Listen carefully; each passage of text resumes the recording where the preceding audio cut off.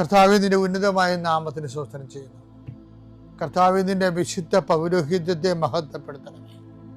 കർത്താവെ, സഭയിലുള്ള സാന്നിധ്യം പ്രകടമാക്കണമേ.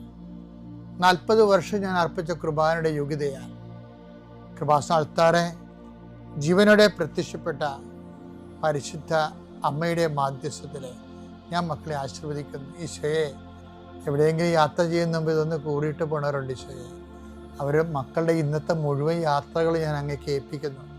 കർത്താവേ, നിത്യവൃത്തിക്ക് വകയില്ലാത്തവരുണ്ട്. എല്ലാ മേഖലകളിലും വിഷമിക്കുന്ന മക്കള്. ഇക്കാലങ്ങളിൽ ഏറ്റവും വലിയ ദുരന്തം ചെറിയവരെ തിരക്കാൻ ഉള്ള സംവിധാനങ്ങൾ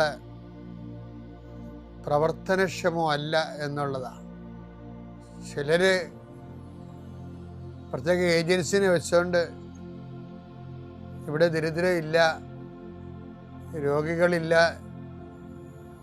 ഇവിടെ എല്ലാം ഒന്നാം സ്ഥാനത്തെ കുതിക്കണം എന്നുള്ള ഒരു മിഥ്യാധാരണ വരുത്തിയിട്ട് അതിൻ്റെ പിന്നിൽ ഏറ്റവും ദരിദ്രനെയും ഓരം കെട്ടി കിടക്കുന്നവനെയും അവനെ അഡ്രസ്സ് ചെയ്യാൻ പറ്റാത്തൊരവസ്ഥയിലേക്ക് കൊണ്ടുവന്ന് എത്തിക്കുന്ന ഒരു സാമൂഹ്യമായി അന്ധകാരം നാടിനെ വ്യാപിക്കുന്നുണ്ട്. കർത്താവേ, അത് എല്ലായിടത്തും അതുണ്ട്. ഒരു സ്റ്റേറ്റിലും മാത്രമല്ല, ഈ രാജ്യത്ത് തന്നെ ഇങ്ങനെയുള്ള കുറേ ഏജൻസികൾ ഇരുന്നുകൊണ്ട് മിഥ്യാബോധങ്ങൾ സൃഷ്ടിക്കുന്നുണ്ട്.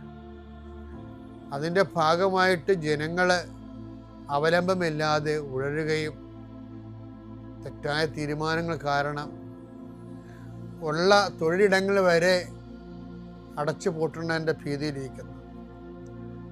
എല്ലാം അടച്ചു പൂട്ടി ഇനിയിപ്പോൾ ആരോഗ്യ മേഖലയും സമരം ചെയ്ത് അടച്ചു പൂട്ടിക്കുകയാണ് തൽപര കക്ഷികൾ. ഓരോരോ കാരണങ്ങൾ പറഞ്ഞു. നാളെ ഈ രാജ്യത്ത് ഒന്നിനും മുതൽ മുടക്കാൻ ആരും ഉണ്ടാകത്തില്ല. അപ്പോഴും ഈ രാജ്യം ഒന്നാം സ്ഥാനത്താണെന്ന് പറഞ്ഞുകൊണ്ടേയിരിക്കും. ജനങ്ങളുടെ ശ്രേയസ്സിനും എല്ലാവരെയും സന്ധിക്കാൻ ആവശ്യമായ മാർഗം കാണിച്ചു കൊടുക്കണം പ്രാർത്ഥിക്കുന്നു. പിതാവും പുത്രനും പരിശുദ്ധാത്മാവുമായ സർവ്വേശ്വരാ എന്നേക്കും ആമേൻ.